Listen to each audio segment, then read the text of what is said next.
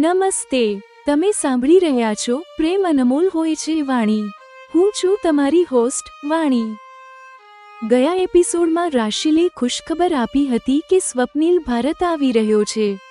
આજે તમે સાંભળશો મારી વિરહ વેદનાની ચરમસીમા, અલકા મેમ દ્વારા આપવામાં આવેલું અવિશ્વસનીય સમાધાન જે મારી તમામ ચિંતાઓને દૂર કરે છે, અને તે રહસ્યમય કારણ કે સ્વપ્નિલ અમેરિકા છોડીને ભારત કેમ આવી રહ્યો છે, એક દાર્શનિક અને ચોંકાવનારું કારણ. વિરહની અગ્નિ અને મીઠી કલ્પનાઓ. અધીરતા. રાશિલની સૂચનાએ મારા મનના શાંત સરોવરમાં હલચલ મચાવી દીધી.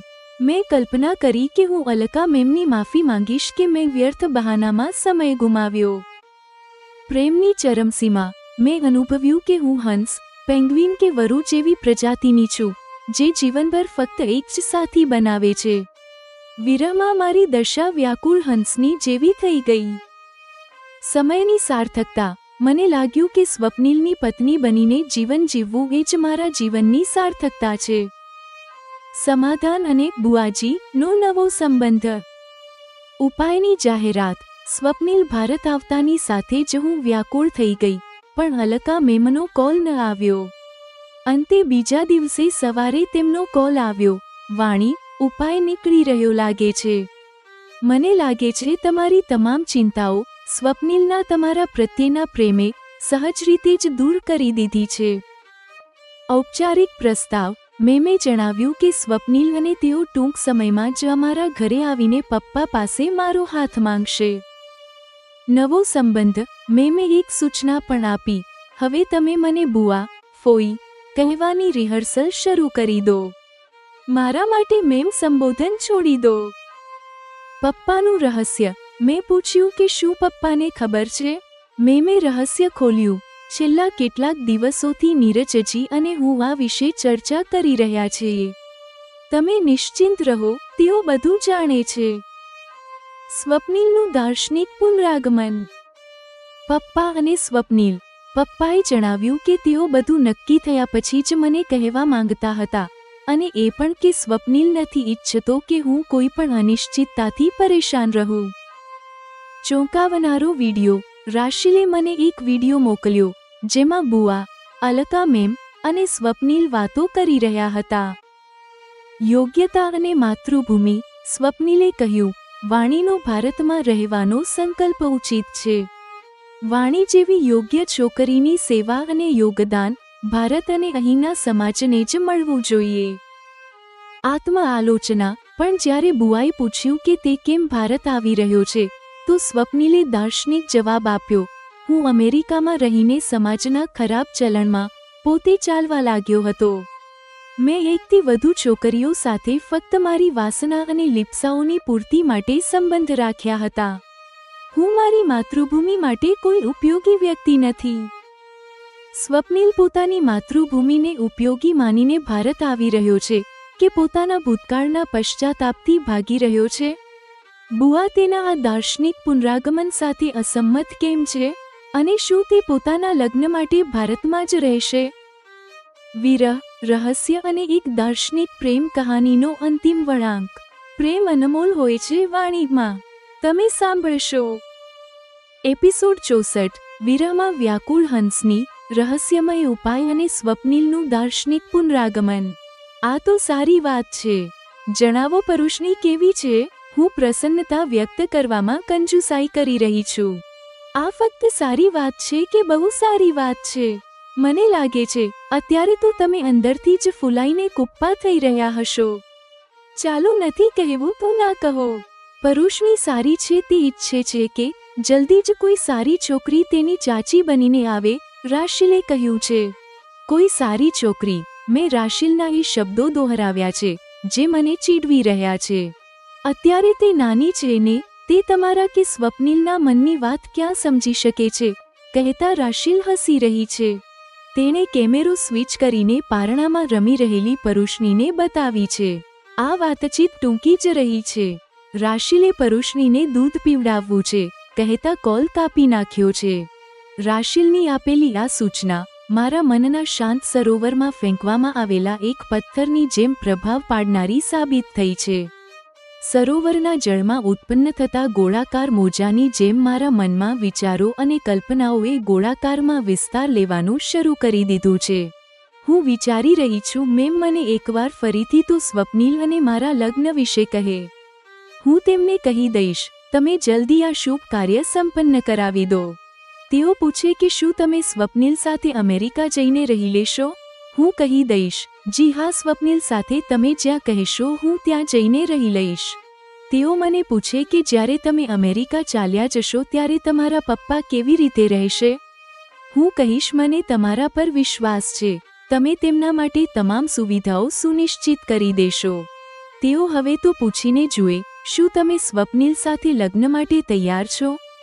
હું 1000 વાર કહીશ હા હા હું તૈયાર છું, અત્યારે આજ ક્ષણે તૈયાર છું.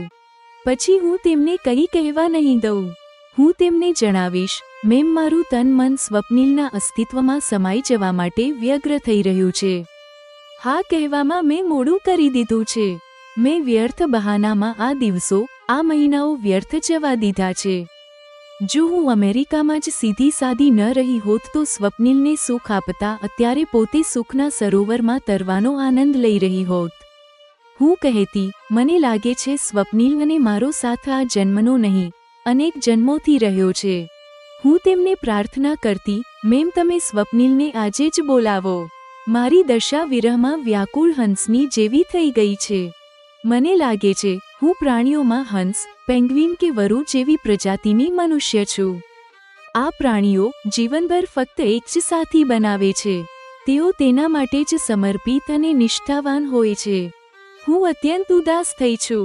હું ઈચ્છું છું મને બાજની જેમ પાંખો મળી જાય અને હું તેજ ગતિથી ઉડીને સ્વપ્નિલ પાસે પહોંચી જાઉં. હું સ્વપ્નિલ પાસે યથાર્થમાં તો નથી પહોંચી પણ હું નિદ્રાધીન થઈ ગઈ છું અને ત્યારે મારા સ્વપ્નમાં સ્વપ્નિલ મારી સાથે આવી ગયો છે. મારી આવી દશા આજ પહેલા ક્યારેય નથી થઈ. બીજા દિવસે હું ઘણી હદ સુધી સંયમિત થઈ ગઈ છું. ગઈ રાત્રે મારા દ્વારા અનુભવાયેલી વિરહ વેદનાના સ્મરણ પર હું હસી પણ રહી છું અને પ્રસન્ન પણ છું. તે કોઈના પ્રત્યે પ્રેમીની ચરમ સ્થિતિ છે. મારા મન પર ફક્ત સ્વપ્નિલનો પ્રભાવ છે. નિશ્ચિતપણે સ્વપ્નિલના ભારત આવવા પર અમારું મળવું શક્ય બનશે. હવે હું અધીરાઈથી સ્વપ્નિલના આવવાની રાહ જોવી લાગી છું. સ્કૂલ અને પરિવારની મારી જવાબદારીઓ પૂરી કરતા મારા દિવસો પસાર થઈ રહ્યા છે. રાત્રે ઊંઘ આવતા પહેલા એકાંતમાં બિસ્તર પર મને વિચારવાનો સમય મળે છે. સ્વપ્નિલ સાથે ન હોઈને આ રીતે દિવસ પસાર કરી દેવો, પોતાના સમયને વ્યર્થ ગુમાવી દેવો જ તો છે. હું દરેક રાત્રે વિચારું અને વ્યથિત રહું છું. મને લાગે છે સ્વપ્નિલની પત્ની બનીને જીવન જીવવું એ જ મારા જીવનની સાર્થકતા છે. સ્વપ્નિલ ભારત આવી ગયો છે, તે મને સ્વપ્નિલે ભારતની ભૂમિ પર કદમ મૂકતા જ જણાવ્યું છે. હું વધુ વાત કરવા માંગુ છું. સ્વપ્નિલે એરપોર્ટ પર ઔપચારિકતાઓ પૂર્ણ કરવાની છે તે હસીને કહ્યું છે અને વાતચીત ટૂંકી જ રાખી છે. અલકા મેમે સ્વપ્નિલને રિસીવ કરવા કાર મોકલી હશે. મેમે મને કહ્યું હોત તો હું પણ એરપોર્ટ જતી રહેત. વિચારીને હું વ્યાકુળ થઈ રહી છું. મેમ મને ડિનર પર આવવા માટે કહેશે, હું પ્રતીક્ષા કરતી રહી ગઈ છું. મેમનો કોલ નથી આવ્યો. સ્વપ્નિલ પાસે હોવા છતાં મળી ન શકવાથી મને એક વધુ દિવસ વ્યર્થ વીતી ગયો લાગ્યો છે. મારું કંઈ ચાલ્યું નથી. વાસ્તવમાં બધું એમ જ થાય છે જે રીતે તેને થવાનું હોય છે. જો આપણે વિચારીએ કે આપણા કરવાથી કંઈ થયું છે તો તે માત્ર આપણો ભ્રમ હોય છે. અંતે બીજા દિવસે સવારે અલકા મેમનો કોલ આવ્યો છે. વાણી ઉપાય નીકળી રહ્યો લાગે છે. મને લાગે છે તમારી તમામ ચિંતાઓ સ્વપ્નિલના તમારા પ્રત્યેના પ્રેમે સહજ રીતે જ દૂર કરી દીધી છે. હવે તમારા સ્વપ્નિલ સાથેના લગ્નથી તમારા માટે કોઈ સમસ્યા ઊભી થવાની નથી, અલકા મેમે જણાવ્યું છે. હું અત્યાર સુધી અત્યંત ઉતાવળી થઈ ગઈ છું. હું મારી તમામ શરતો ત્યાગીને સ્વપ્નિલ સાથે લગ્ન માટે તૈયાર છું. સમસ્યાઓને પછીથી ઠીક કરવાની વિચારી રહી છું. હું વિચારમાં પડી ગઈ છું, શું કોઈ ઉપાય એટલો સરળ છે જે માત્ર એક દિવસમાં શોધી કાઢવામાં આવ્યો છે? મેમ શું ઉપાય કાઢવામાં આવ્યો છે? હું પ્રસન્ન થવાની સાથે જ જાણવાની અતિ જિજ્ઞાસુ પણ થઈ છું. તમને બધું જણાવવામાં આવશે. તમે નિશ્ચિંત રહો. 1-2 દિવસમાં સ્વપ્નિલ અને હું નીરજજી તથા તમને મળવા તમારા ઘરે આવીશું.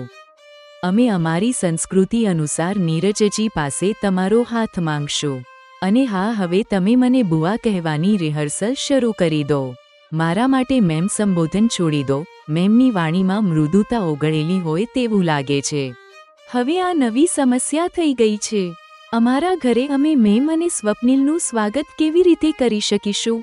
વિચારીને હું અસહજ થઈ છું. બુઆજી, અમે જ તમારા ઘરે આવી જઈશું. અમારા ઘરે તમને પરેશાની થશે, મેં મારો સંકોચ સ્પષ્ટ કર્યો છે.